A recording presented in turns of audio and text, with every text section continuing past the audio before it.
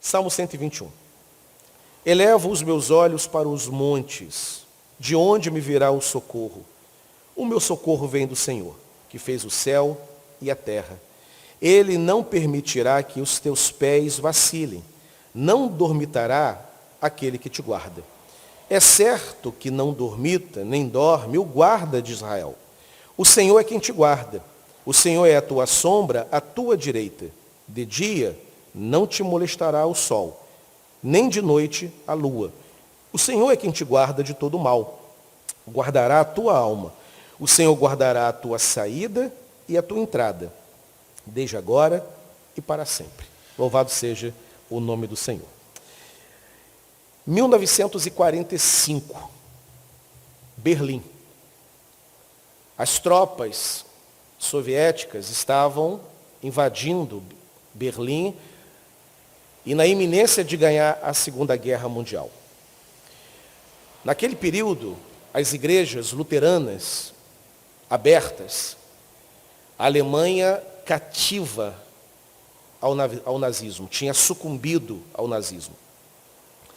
E uma das cenas mais interessantes, uma pequena igreja fazia uma reunião de oração com pouquíssimas pessoas. Não chegava a 10 o número de crentes naquela reunião. Do lado de fora, as bombas explodindo, o céu brilhando, pessoas mortas, um pastor à frente do seu rebanho se esforçava em pregar a Escritura e convencer, pela bênção e iluminação do Espírito Santo, seus ouvintes, de que, apesar daquele caos, aquele mal que assolava a nação, que Hitler nada mais era do que uma marionete nas mãos de Deus. De que Deus triunfaria, que o bem triunfaria. Aquele pastor luterano, cujo nome nós não sabemos, a história não registra, registra o feito, registra aquela reunião, não registra seu nome. 45, se aquele ministro tinha 40 anos, hoje teria mais de 100, na glória certamente. Se tinha 20, dificilmente também estaria vivo hoje, não sabemos o seu nome. Mas a beleza dessa cena é aquele pastor que não sucumbiu diante aquele mal que se revelava poderoso diante do território alemão, onde jovens foram capturados no seu coração, meninos, mulheres. A crueldade nazista, ela desafia a lógica do bom senso, das normas de civilidade. Assistindo um documentário, eu vi que oficiais nazistas recebiam, por exemplo, suas esposas nos campos de concentração onde eles, oficiais, trabalhavam. Numa área do campo de concentração, tinha lá as câmeras de gás. Numa outra área do campo, o cemitério clandestino, onde milhares e milhares de judeus, mulheres e crianças eram assassinados e enterrados como nada, como lixo, como escória. E no outro campo, no outro trecho daquele campo, os oficiais recebiam suas esposas com suas crianças. E o documentário mostrava até onde vai a monstruosidade do ser humano. Porque aqueles homens, eles eram homens. Eram chefes de família, eram homens casados. Tinham filhos. Beijavam suas crianças, tomavam café na mesa. Beijavam suas esposas desejavam-lhe um bom dia de trabalho. Os seus filhos esperavam aquele oficial nazista, no término do seu expediente, a voltar para casa, a colocá-los na cama, a dar um beijo de boa noite, abraçavam. Elas iam para as escolas, suas escolas, no dia seguinte. Uma nação, portanto, capturada, numa loucura que varreu aquele país, onde havia uma concordância absoluta com aquele regente, aquele líder. E dentro daquela pequena igreja, com 6, 7 pessoas, alguns eram idosos e enfermos. Um público que, em tese, não oferece resistência a ninguém, ameaça a ninguém. Aquele pastor tentava convencer o seu povo que Deus ainda governava e que o bem iria triunfar. Era um herói, aquele ministro. Aquele homem, portanto, ele era um pregoeiro da esperança. Em momentos de crise, em momentos de caos, caos familiar, caos espiritual, caos político, caos social, caos espiritual, crises pessoais, caos familiares, os homens e as mulheres de Deus, pregoeiros da esperança, precisam se levantar e liberar a sua voz. O Salmo 121, ele nos convida a sermos esses pregoeiros. O salmista, ele nos ensina a olhar para os montes e, dentro da lógica do israelita, olhar para os montes, elevar os olhos para o monte, era olhar para Deus. Porque era no monte Sinai, no monte Horebe, que Deus se manifestou a Moisés. Foi lá que ele recebeu as tábuas da lei. Foi no monte onde o templo de Jerusalém seria construído, onde qualquer judeu de qualquer região de Jerusalém, ao olhar a parte mais alta da cidade, veria ali o templo construído, e o templo remeteria a Deus. É o símbolo da presença de Deus naquela nação. Elevar os olhos para o monte é um convite a olhar para o Senhor e ter a certeza que do Senhor todo socorro vem. É o que diz o verso 1. Elevo os meus olhos para o monte, de onde me virá o socorro? O socorro vem do Senhor. O socorro não vem de nenhum outro lugar. O socorro não vem de nenhum outro ambiente, de nenhum outro porto, de nenhuma outra região. Ainda que haja na nossa família, eu espero que na sua haja, pessoas que são consideradas pessoas de costas largas, aquelas pessoas que todo mundo recorre. Há famílias que são assim, tem sempre um tio que catalisa, todo mundo procura, é o centro, na hora que a família está desequilibrada, é ele que chama a atenção de todo mundo, às vezes nem é o tio mais velho, às vezes nem é o irmão mais velho, às vezes é uma senhora, mas é aquela que tem a palavra da segurança. Eu lembro da minha avó, dona Zilda, quando a coisa estava confusa, minha mãe dizia assim para nós: vou chamar vó Zilda, todo mundo ficava pianinho. Porque a vó Zilda era braba. Ela chegava, eu lembro, eu era garoto, com 8, 9 anos, eu lembro da minha irmã mais velha, tomando um tapa. Porque ela chegou tarde da noite, saiu com um namoradinho, minha irmã na época tinha 19 anos, fumando. E minha mãe desesperada, aquela coisa toda, cadê Betânia, cadê Betânia? Betânia não chega, de repente vem Betânia, toda serelepe. E aí, nessa hora, a avó Zilda já tinha sido comunicada. Década de 80, poucas pessoas tinham telefone. Minha avó tinha telefone. Minha mãe ligou, do orelhão para ela. Ela veio. Quando Betânia chegou, a avó Zilda estava em casa. Aí, minha mãe nem precisou abrir a boca, quem abriu foi a avó. E a gente ficou só ouvindo. De repente, minha irmã cai na bobagem. Eu já tenho 18 anos. Só vi aquela mão assim, ó. Pronto. Minha irmã entendeu. Pediu desculpas à minha mãe. E a paz se estabeleceu. Há famílias que têm essa figura. Mas mesmo a avó Zilda da vida não consegue resolver todos os problemas. Não consegue nos socorrer sempre que precisamos. Há situações que aquela pessoa equilibrada da família tem o caminho. há outras que essa própria pessoa equilibrada precisa de socorro, precisa de ajuda, porque até os equilibrados sucumbem de vez em quando por causa do grau, a intensidade da crise e do problema. O Salmo, portanto, nos convida a depositar a nossa esperança e a nossa expectativa de providência não na Zilda da vida, não nos homens fortes da família, não naquele amigo que é o mais seguro entre todos, mas sim depositar, ancorar a nossa esperança e expectativa no Senhor. Aplicando e trazendo bem para perto da nossa realidade, num momento como esse, irmãos, onde a gente brinca com gente desesperada, mas tem gente realmente desesperada.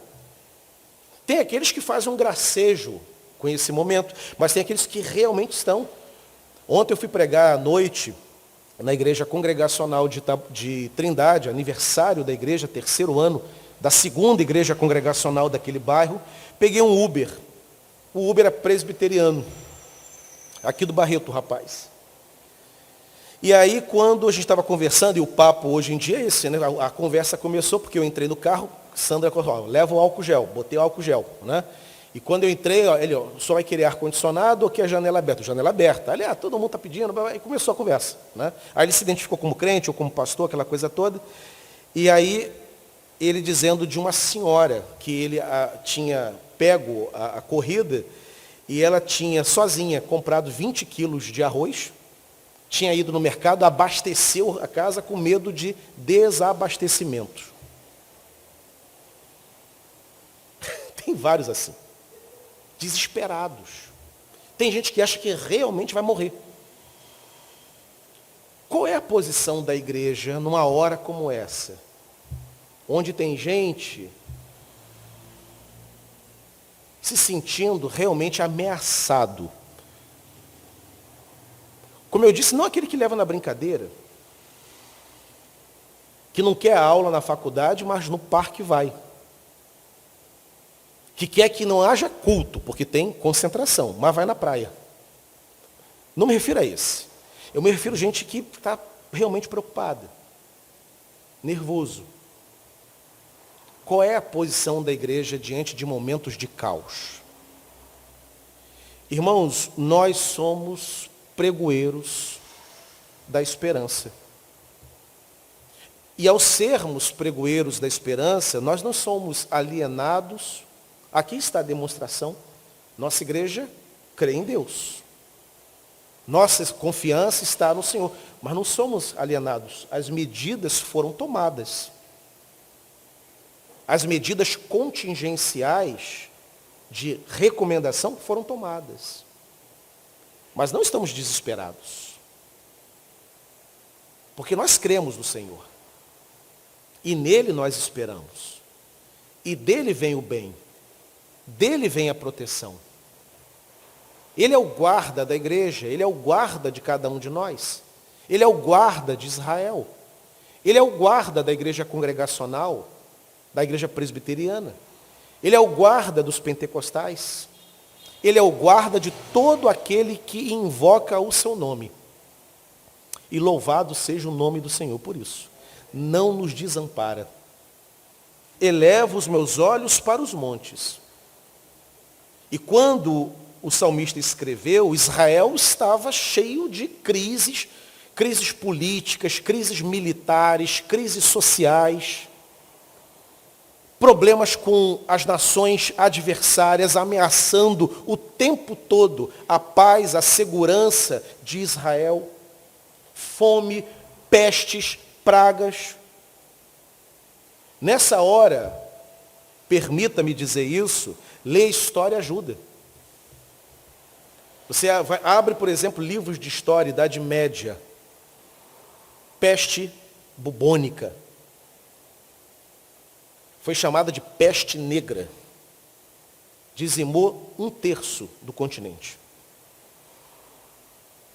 Meu avô, Luiz Genuíno da Silva, pai da minha mãe, quase foi dizimado com a terrível gripe espanhola que assolou o mundo em 1918. Ele era garoto lá no interior da Paraíba, onde ele nasceu, uma cidadezinha chamada Monteiro. 1918. Queridos, qual é o recurso, com todo respeito aqui, que um paraibano teria no interior do Nordeste em 1918? Qual o recurso? Qual o recurso tecnológico? Qual era o conhecimento medicinal da época? Meu avô cresceu, não morreu naquela gripe, quase foi. Casou com a minha avó, Dona Noêmia. Dona Noêmia teve 8 filhos. 8. Um dos filhos, Dona Rose, minha mãe. Minha mãe deu luz a 4. Eu estou aqui.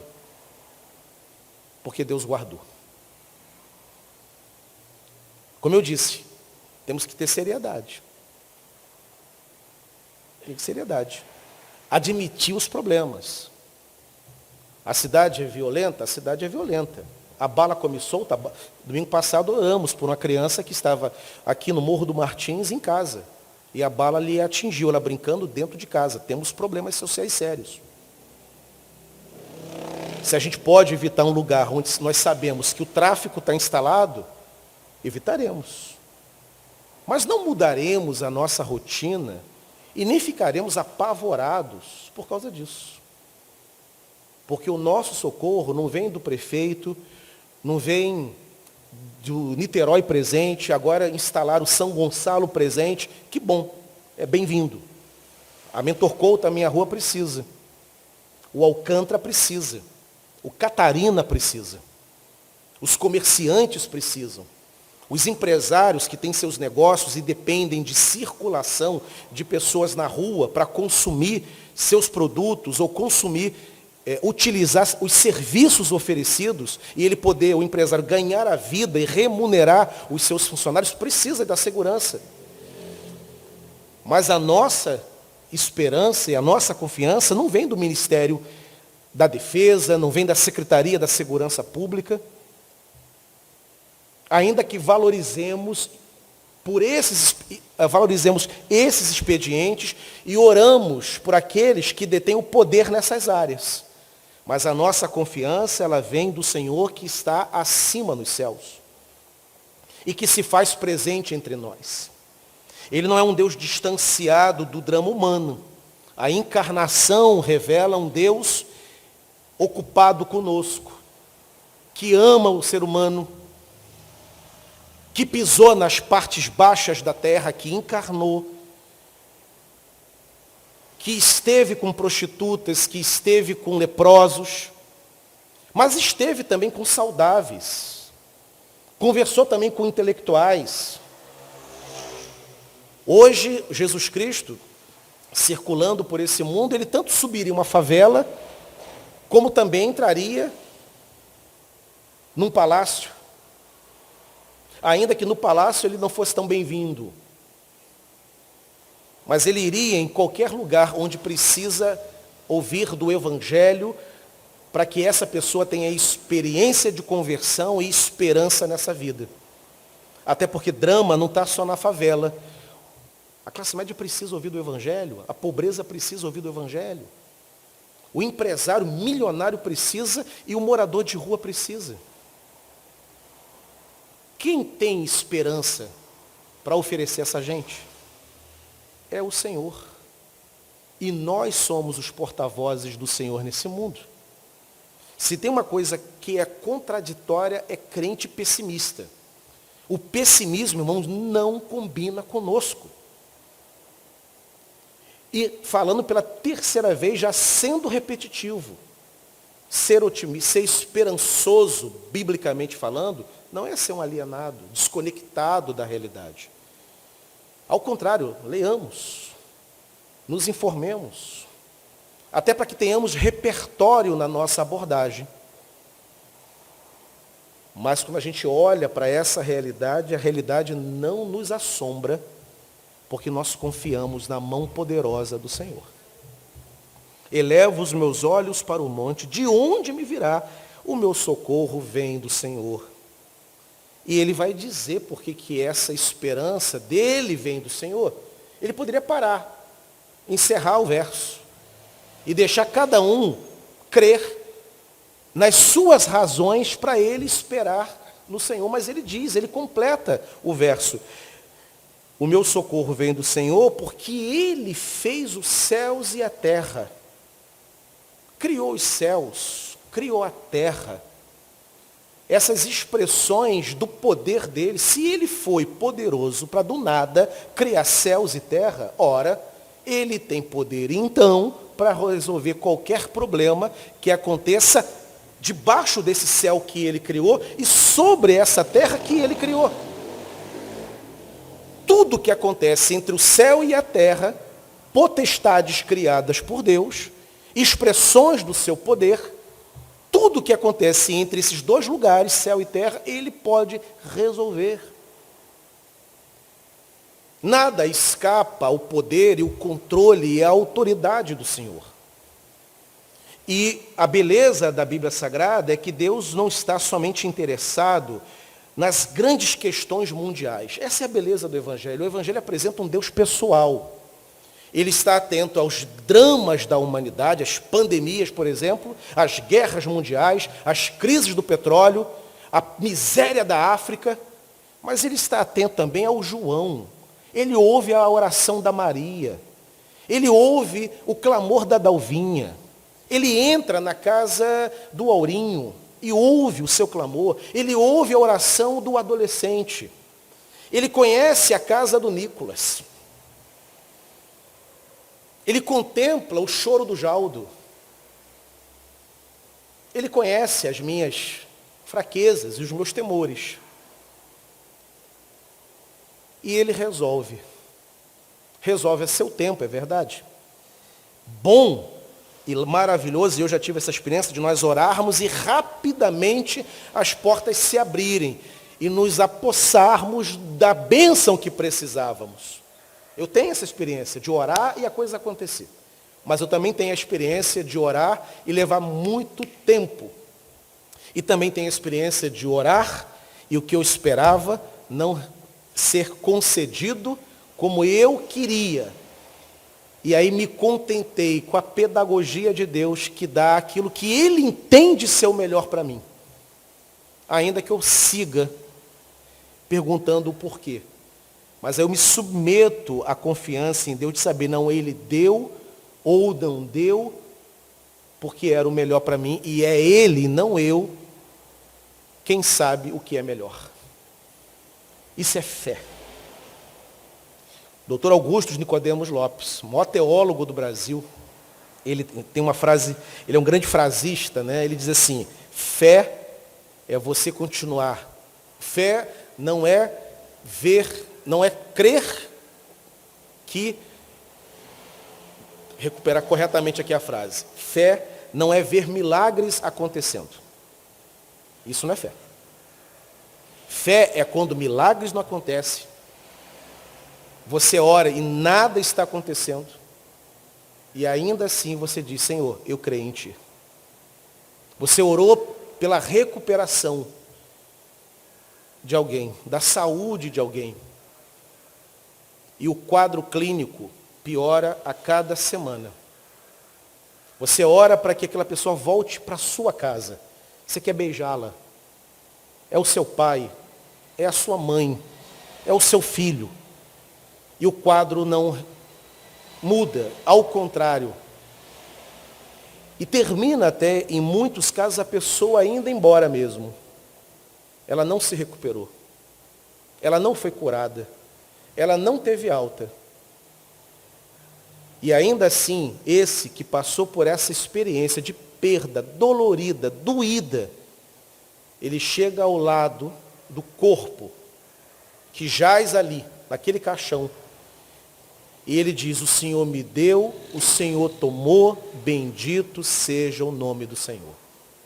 Só crentes são capazes de glorificar a Deus, mesmo quando a sua mais bonita, profunda e sincera oração não é atendida. Porque nós entendemos que Deus sempre faz o melhor. é uma afirmação da fé. Luiz Felipe Pondé e Leandro Carnal, dois professores. Há um programa muito interessante que eu aconselho você a assistir, que passa na TVE.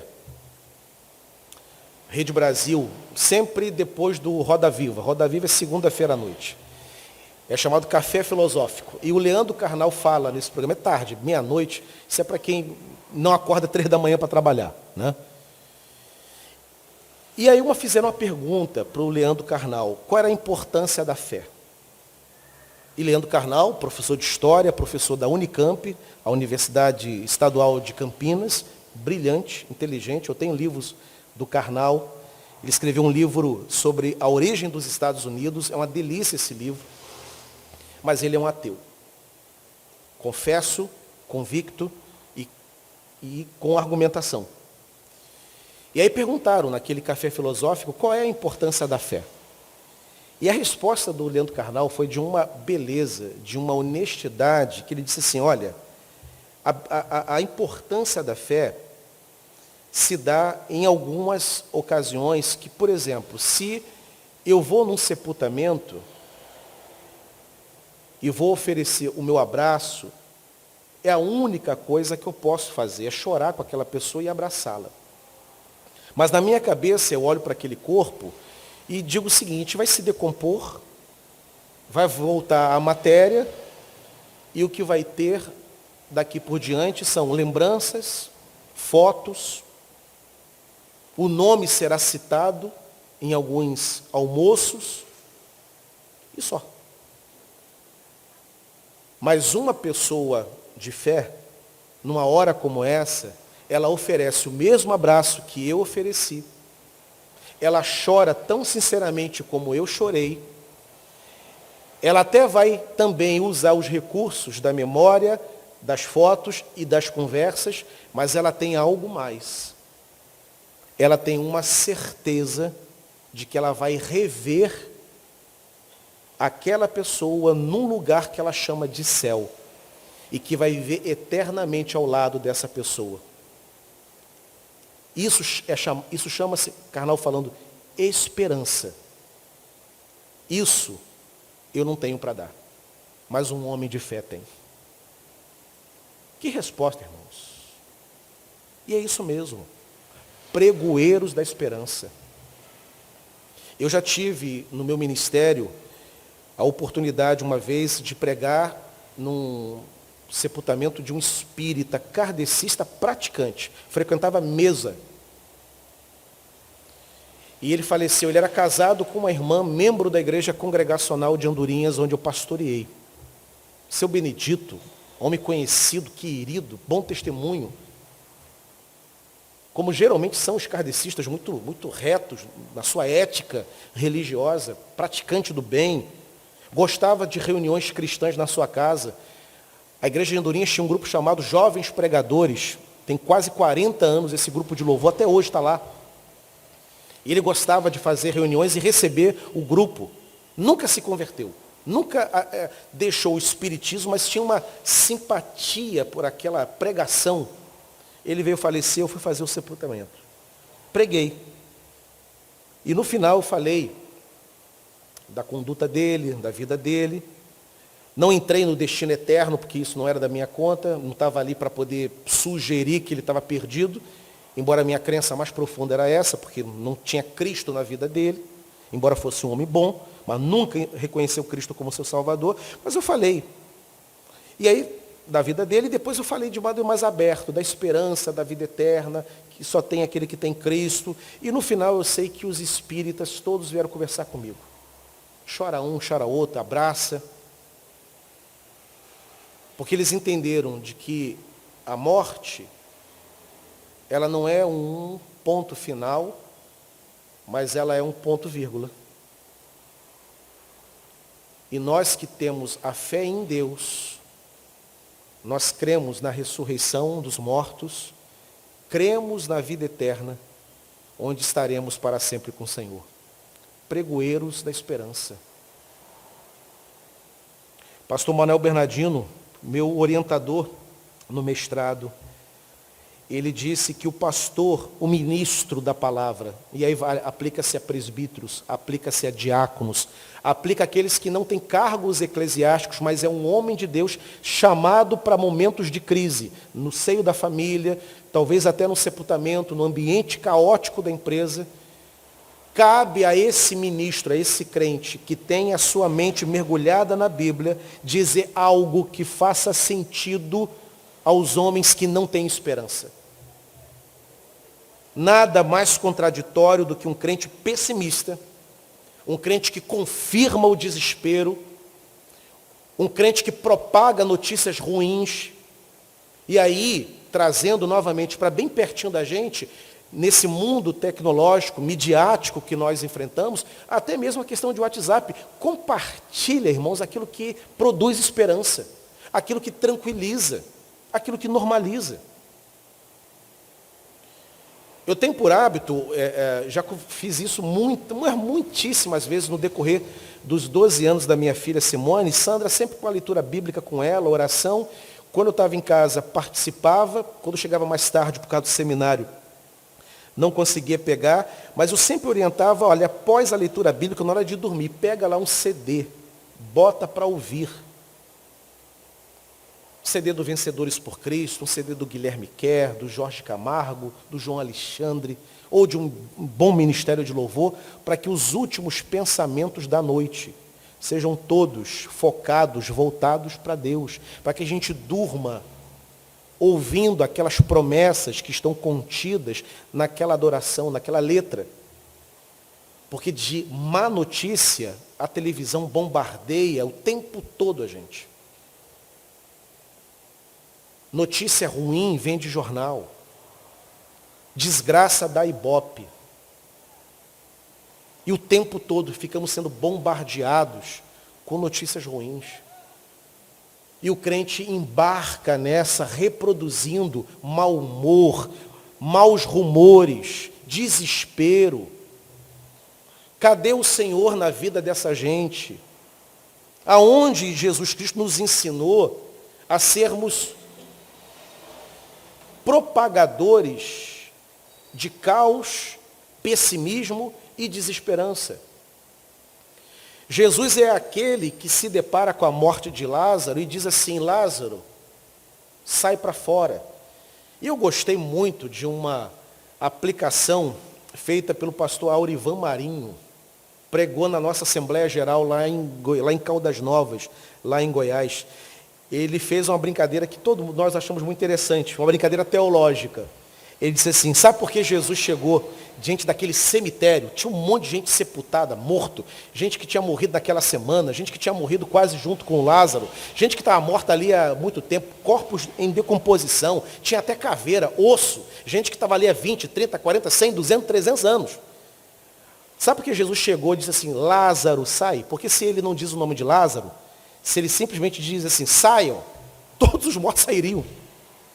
Então ele teve que canalizar aquela bênção para Lázaro.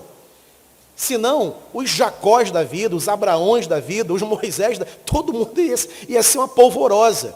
Até para Lázaro. Ele é aquele que diante da morte chama para a vida. Ele é aquele que diante de um enfermo, ele chama esse enfermo para a cura.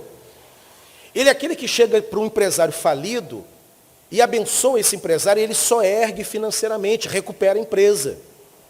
Ele é aquele que chega para um aluno que está desesperado, quase perdendo o seu ano letivo, e abençoa e dá juízo a esse aluno consegue se recuperar na sua nota. Ele é aquele que se depara com a mulher ou com um homem com câncer terminal e ele cura.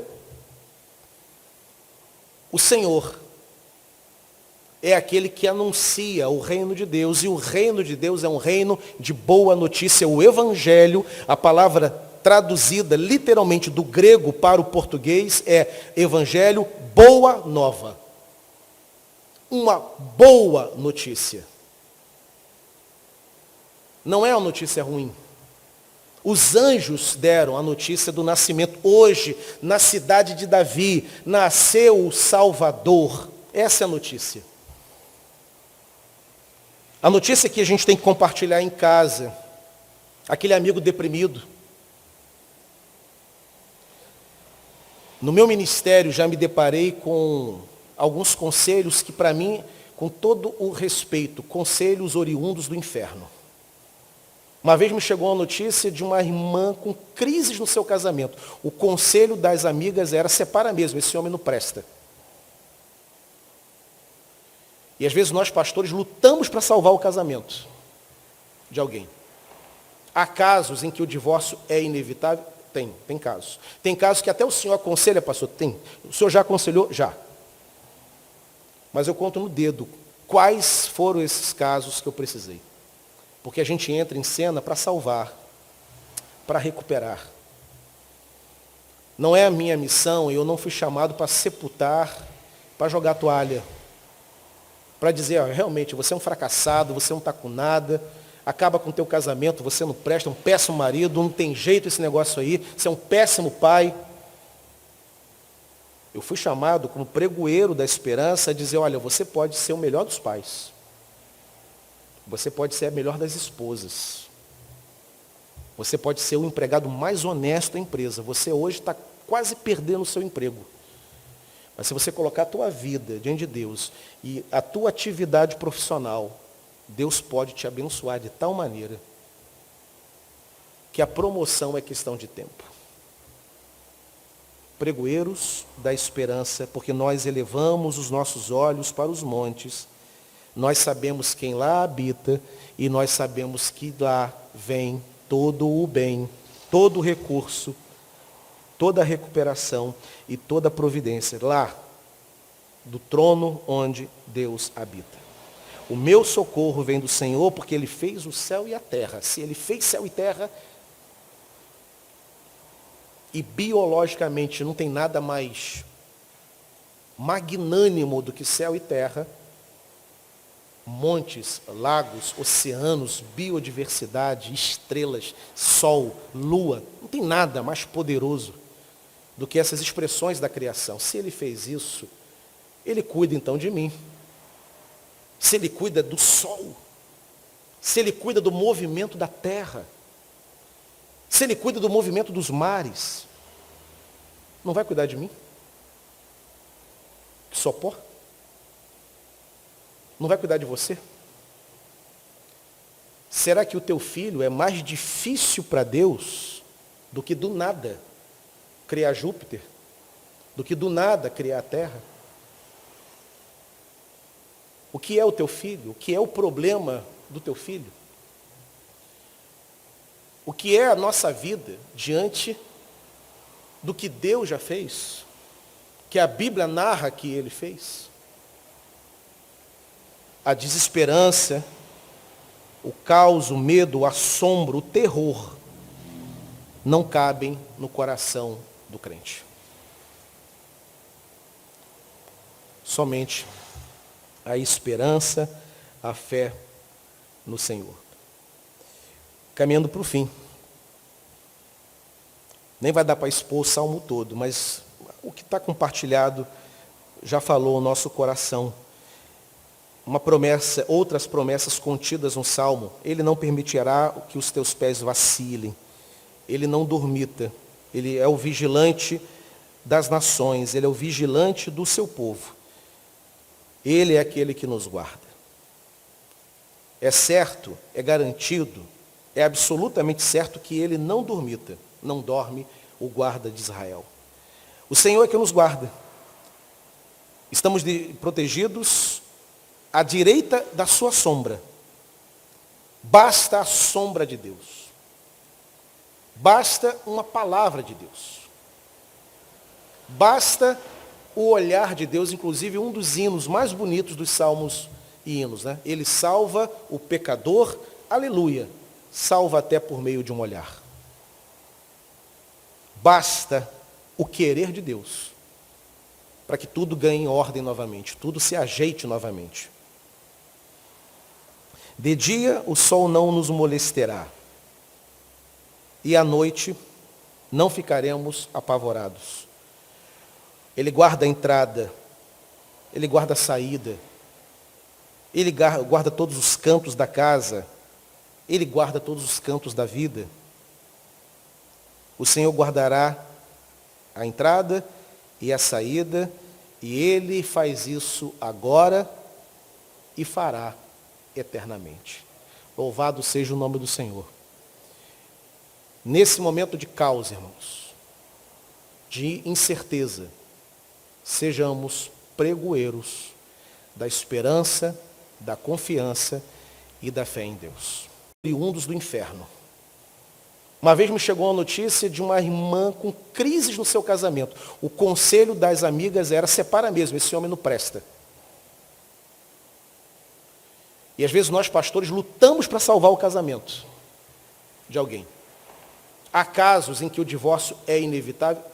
Tem casos. Tem casos que até o senhor aconselha, pastor? Tem. O senhor já aconselhou? Já.